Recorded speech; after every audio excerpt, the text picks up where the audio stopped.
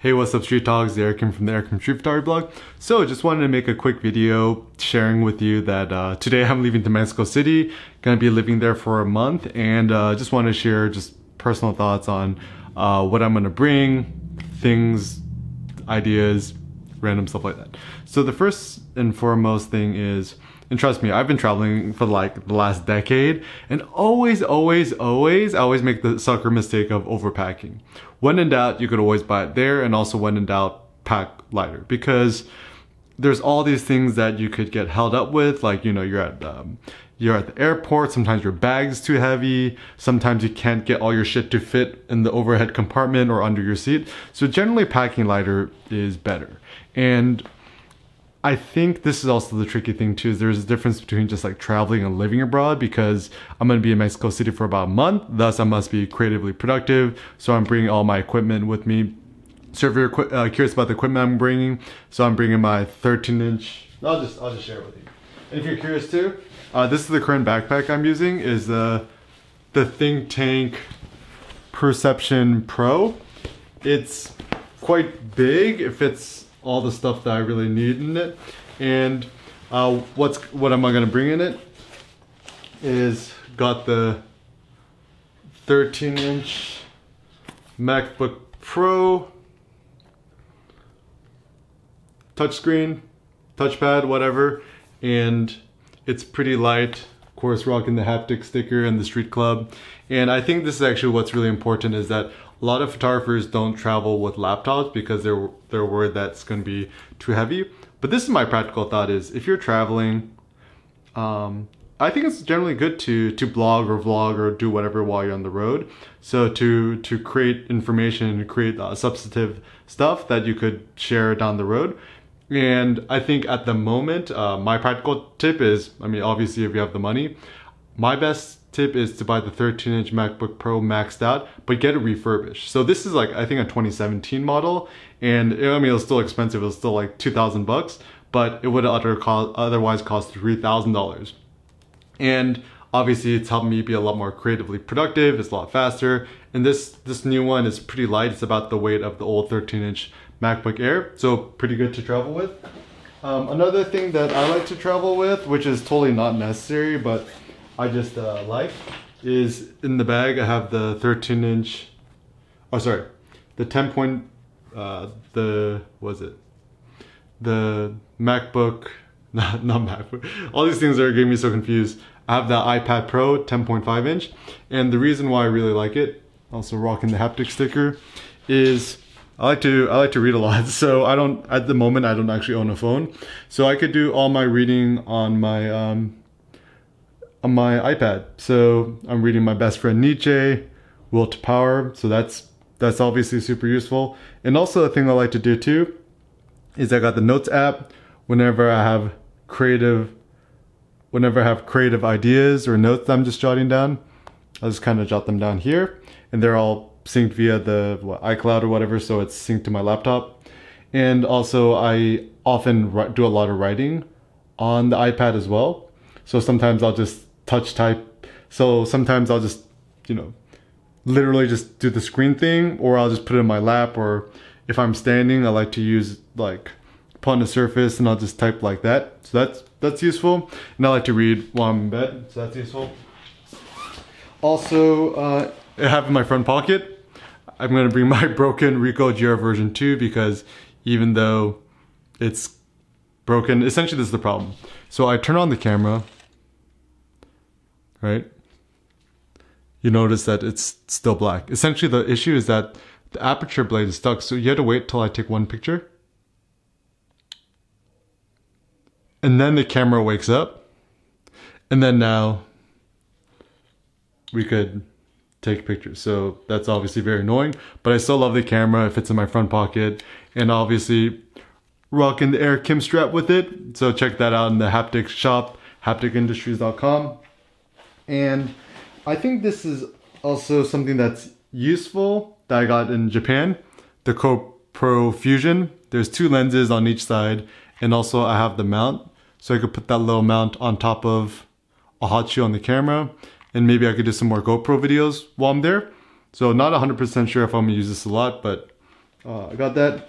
Also, this is a recent thing I picked up. Oh my god, these things, they look so fucking stupid if you're wearing them, but they've essentially changed my life.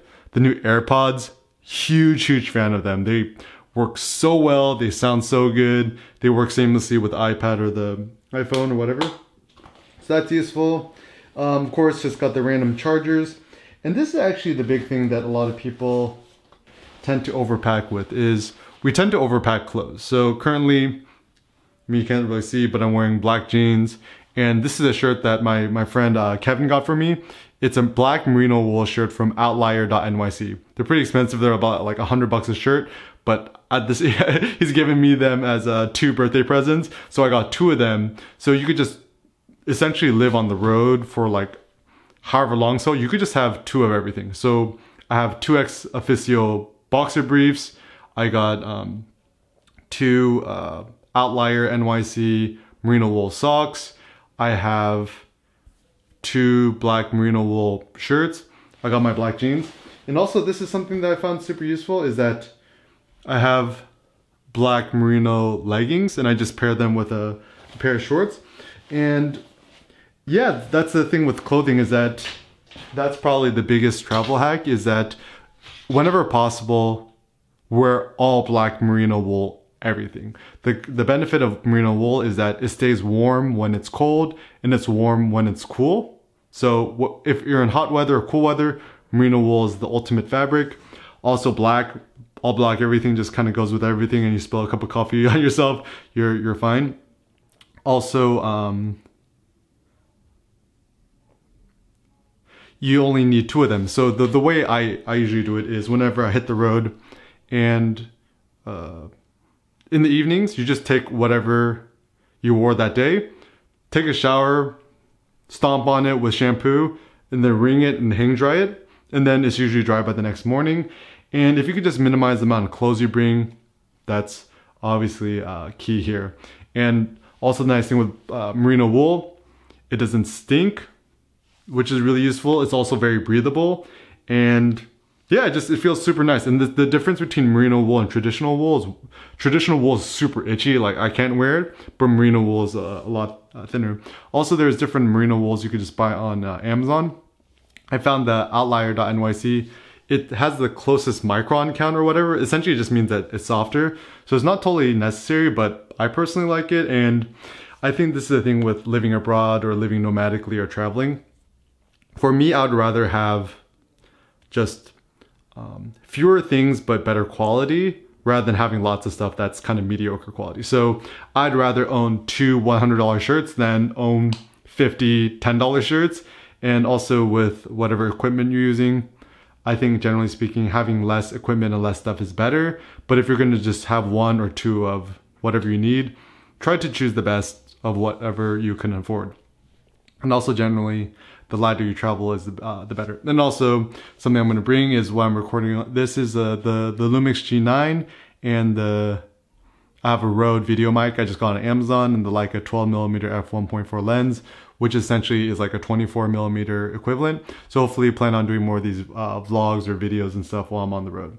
What do I hope to achieve while in Mexico City? So if you've never been to Mexico City, oh man, this place is so amazing. I took Spanish and estudié español la secundaria porque soy de California y a mí me gusta la cultura de México, y por la luna de miel, honeymoon, viajar en Ciudad de México, y a mí me gusta la cultura, la gente, la comida, cochinita pibil and everything. So the food there is amazing. I know a little Spanish I picked up in high school.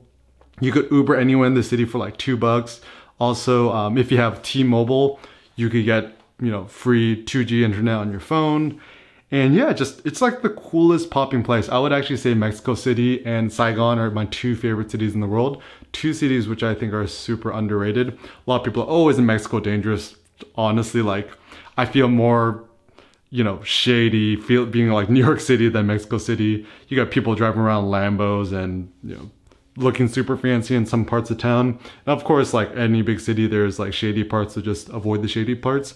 And yeah, I just hope the reason I also like to live nomadically and live on the road is actually when I'm a little bit less comfortable and I'm less settled, I feel like I'm more creatively inspired. I go out more, I see more, I push myself outside my comfort zone, I talk to more people, and generally I feel happier when I'm traveling or living nomadically on the road.